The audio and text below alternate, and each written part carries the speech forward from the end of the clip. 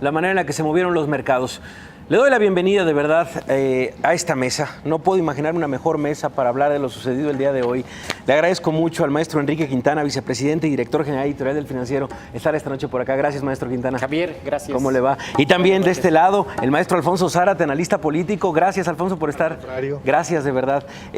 Pues miren, la verdad es que el objetivo de la mesa es analizar lo que sucedió hoy, que a muchas generaciones nos parecerá nuevo.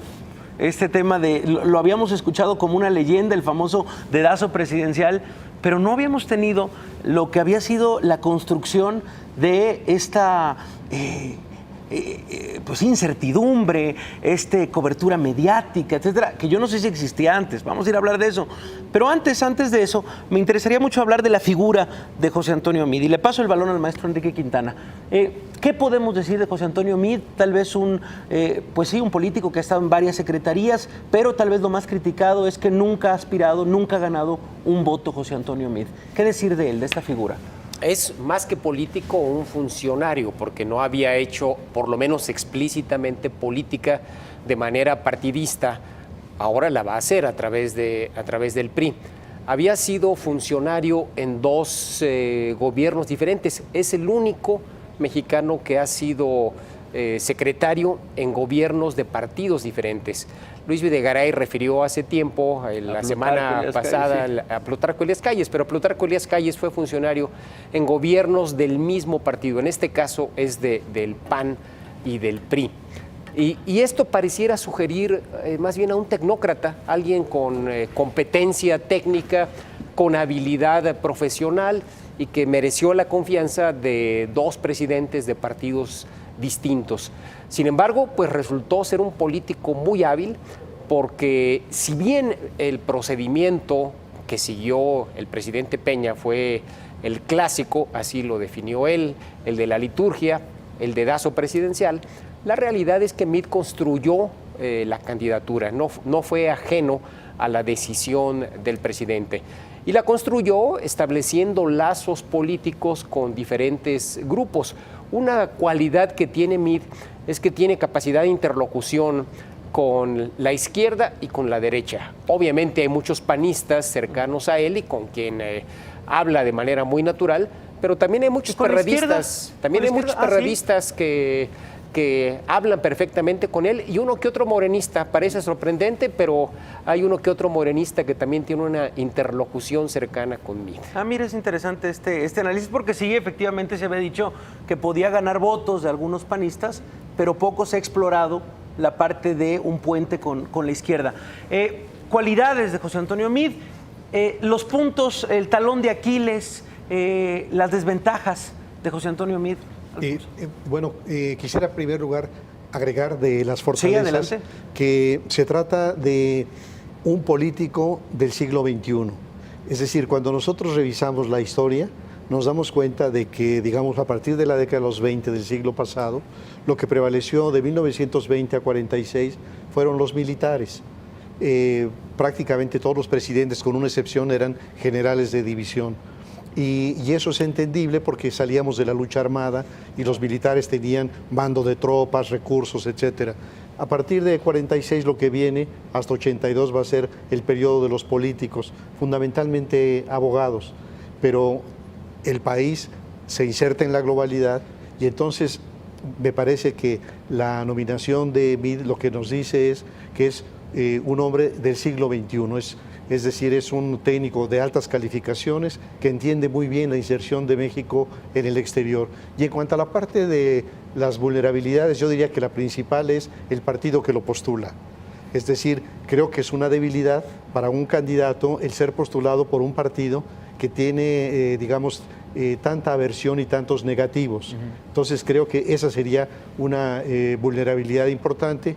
Quizá otra es esta falta de una trayectoria que le hubiera permitido construir redes mucho más extensas. Entonces vamos a ver si en la campaña, en la gira, llega a ampliar estas redes y que si eventualmente gana la presidencia pueda tener esta cualidad que, por cierto, creo que explica mucho de la larga estabilidad del sistema político, que era la cualidad de los titulares del Ejecutivo para incluir. para incluir gente de diversas regiones, gente de distintas profesiones. Esa capacidad inclusiva del PRI fue una de las claves de la larga estabilidad y creo que se rompió un poco con el gobierno del presidente Peña, en donde prevalece en gran medida los mexiquenses y los hidalguenses. Es importante que se amplíe la baraja. ¿Coincides con este tema de las vulnerabilidades que tiene el señor José Antonio Meade, el partido y esta parte de, pues sí, del funcionario que también mencionabas? Sí, y hay otra que es efectivamente, tú escuchas hablar a José Antonio Meade y pues no parece que sea un orador de meeting. No te imaginas a mucha gente emocionándose hasta las lágrimas escuchando un discurso de Pepe Meade. Pepe Meade suena más como a profesor, alguien que explica muy bien y que le habla a la razón, a la mente de las personas, más que al corazón, más que a la emoción. Híjole, y eso no sabemos cómo funciona en campaña, ¿no? Sobre todo porque en los últimos años nos han enseñado que el corazón va por encima muchas veces de la razón en el tema del voto. Pero fíjate que hay una diferencia respecto a esta campaña. Lo ha habido en otras, pero en esta se va a acentuar. El orador electrizante era muy importante cuando las campañas se hacían a ras de tierra, cuando había que visitar no sé cuántos pueblitos, municipios, y era la gente que tenía el contacto personal con el personaje, con el candidato, la que decidía si le convencía o no. Ahora va a haber muchas formas, el uso de las redes sociales, el uso de medios digitales, la presencia en medios. Creo que esta campaña que vamos a ver hacia adelante va a ser un poquito distinta, o muy distinta para subrayarlo, y en ese sentido tal vez esta falta de formación y de experiencia de Meade no sea un pasivo tan relevante como si lo hubiera sido en el pasado. ¿Descartamos rebeldía priista, Alfonso? Yo creo que sí, es decir, tengo la impresión de que primero en el ADN del priismo está la disciplina y el jefe supremo siempre es el titular del Ejecutivo, el presidente de la República. Ya el doctor Carpizo se refería a esa facultad como las dos facultades metaconstitucionales del presidente, su condición de líder real del partido y su capacidad de ser el gran elector. Hoy, por fortuna, el presidente ya no es el gran elector, es solamente el gran selector del candidato de su partido y las urnas van a decidir si ese candidato es o no el presidente de la República. Pero yo lo que he visto es que no hay nada que se parezca a lo que ocurrió en 1987. Cuando un pequeño núcleo, pero de alta representatividad, encabezado por Cuauhtémoc Cárdenas, por Porfirio Muñoz Ledo, donde también participaba Ifigenia Martínez, Rodolfo González Guevara, etcétera, se deslindan del partido y junto con una serie de organizaciones, casi todas membretes, como el PARM, un partido auténtico de la Revolución Mexicana, el Partido Popular Socialista, constituyen el Frente Democrático Nacional y le hacen un daño importante al partido. No lo veo ahora, Javier. No lo ves. Sí, porque vaya, llama la atención, por supuesto, lo mencionas, el tema de las redes sociales, como el propio secretario de Gobernación sale un par de horas después del anuncio a decir: se ha tomado la decisión, yo me hago a un lado, el propio Aurelio Nuño también, vaya, los 4, los 6 que fueron a aquella cena del domingo, pues hoy declinan todos a través de redes sociales. ¿Qué va a pasar? Va a tener una contendiente en la precampaña que se llama Ivonne Ortega. Ivonne Ortega, pues te lo ha dicho a ti en este espacio, Javier. Ella se va a inscribir y si logra los respaldos va a contender. Obviamente va a obtener el 5%, si es que es el caso de los delegados, frente al 95% de Meade, pero una división que realmente fracture al PRI, yo no la veo. Coincido plenamente con Alfonso en el sentido de que los genes priistas, el ADN de la disciplina, van a tener mucho peso en las actitudes de los priistas ahora. ¿Y el análisis de lo sucedido hoy? Y este mensaje que se anuncia a las 10 de la mañana, 10:30, a las 11 cuando salen, la cobertura también de distintos medios de comunicación, el suspenso que se había dado en las últimas semanas, ayer varios periodistas tratando de dar la exclusiva, podemos confirmar que mañana José Antonio... Bueno, todo esto que efectivamente decía Mario Campos a través de una columna, decía, bueno, es que parece que estamos eligiendo al próximo presidente, y es como, oigan, pues tranquilos, es el candidato del PRI y hay que decir que es un candidato que por lo menos hoy, esta noche, es bastante débil. en todos los números y en todas las encuestas que sale. Es una experiencia para nosotros. ¿Se había visto algo así, Enrique Quintana? Sí, se había visto muchas veces. A lo mejor a ti no te había tocado verla, pero sí se había visto muchas. Con este mismo sí, claro. Ánimo. Claro, no había redes sociales, no había medios digitales, pero sí en las columnas de los periódicos, en los cafés donde se reunían los políticos, la especulación de quién será, de cuándo será. Eso es parte del sistema político priista mexicano. Y era tan importante que el destape del candidato era más importante que la elección. Eso quedó quizás como uno de los elementos de la forma. La elección en la vieja cultura priista pues ya era un trámite, porque el destapado era de facto el siguiente presidente de la República. Por eso la relevancia de lo que ahora denominó el presidente Peña la liturgia. Era tan relevante porque en ese momento se decidía quién iba a ser el mandatario, el primer mandatario en los siguientes 6 años. Pero hay una diferencia. La CTM de Don Fidel no se parecía nada, no se parece nada a lo que vimos a la CTM de Carlos Aceves del Olmo. En realidad los destapes estaban llenos de la bufalada, como se le denomina en la picaresca política mexicana, que eran camiones y camiones y camiones de militantes que iban a respaldar, a manifestar el apoyo del candidato. Veíamos en las escenas todavía cuando el caso de Colosio, pero quizá mucho más en años anteriores, en destapes anteriores, una manifestación de júbilo, matracas por todas partes. Y esto creo que hoy no se vio. La forma se mantuvo y el protocolo se mantuvo, pero el contenido fue muy diferente, lo cual revela la debilidad del PRI y lo cual revela pues que los sectores que tradicionalmente eran los que constituían la columna vertebral del partido, el popular, el campesino y el obrero, pues hoy son mucho más débiles de lo que fueron en décadas anteriores.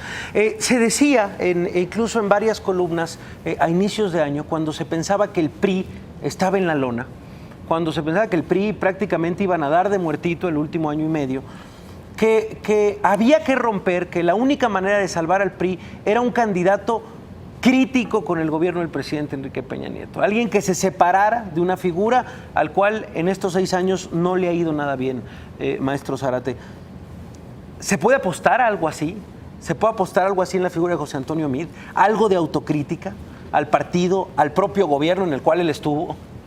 No, yo creo que, digamos, esa sería una línea que afectaría mucho la campaña de Meade. Creo que no hay forma de que quien ha sido secretario en varios momentos de esta administración, que se deslinde de políticas en las cuales él participó. Yo creo que parte de la dificultad de su campaña está en mantener una discreta distancia con ciertas políticas o con ciertos comportamientos, pero sin romper con el presidente. Y yo creo que la propia elección de Meade es una muestra de que hay una lectura por parte del jefe del Ejecutivo de la necesidad de enviarle un mensaje a una sociedad muy cansada, muy fastidiada por los escándalos de corrupción, por la inseguridad, etcétera, de que el candidato sería distinto. Y a mí se me ocurre algo. Durante mucho tiempo se habló en México de la ley del péndulo, que fue una aportación de un politólogo norteamericano, y decía que la larga estabilidad del PRI residía en esta capacidad del sistema político de moverse pendularmente. El ejemplo era un presidente de izquierda como Lázaro Cárdenas, era sucedido por un presidente de centro como Ávila Camacho y luego por un presidente de derecha como Miguel Alemán, y después de regreso. Entonces eso permitía ir equilibrando los factores. A mí se me ocurre pensar, Enrique, no sé si te parezca razonable, que algo similar ocurre en este sentido, que frente a un presidente cuyos excesos en la corrupción son tan notorios como fueron en el caso de Miguel Alemán, lo sucede un presidente honesto, discreto, como fue don Adolfo Ruiz Cortines, que después de un gobierno como el de López Portillo también, con mucha corrupción, con mucha frivolidad, sigue un presidente como Miguel de la Madrid, también discreto, honesto, y que después de los excesos del salinismo venga también un presidente discreto como Zedillo. Entonces yo creo que La inteligencia política reside en que, consciente el presidente y su grupo cercano del hartazgo con los escándalos de corrupción, postulan primero a un no militante del partido y en segundo lugar a un candidato que no tiene cadáveres en el closet, que no tiene ningún escándalo de tráfico de influencia. Entonces creo que la propia personalidad de Meade significa una distancia sin necesidad de romper con el presidente. Bueno, pues es parte de la lectura. ¿Algo para cerrar, maestro Quintana?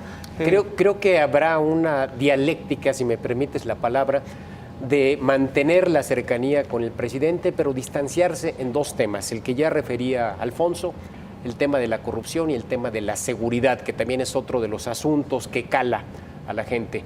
Me parece que Meade en la campaña va a ser más creativo y dado que él no tuvo que ver directamente con este ámbito, me parece que podría tener una actitud más crítica hacia las políticas de esta y de la anterior administración en esa materia. Se verá. Será interesante, por supuesto, seguirlo. Es el tema del día y de verdad, qué buena mesa. Gracias, maestro Quintana, por estar esta noche por acá. Contrario, Javier, gracias, de verdad, maestro Alfonso Zárate, también muchísimas gracias por acompañarnos. Y bueno, pues...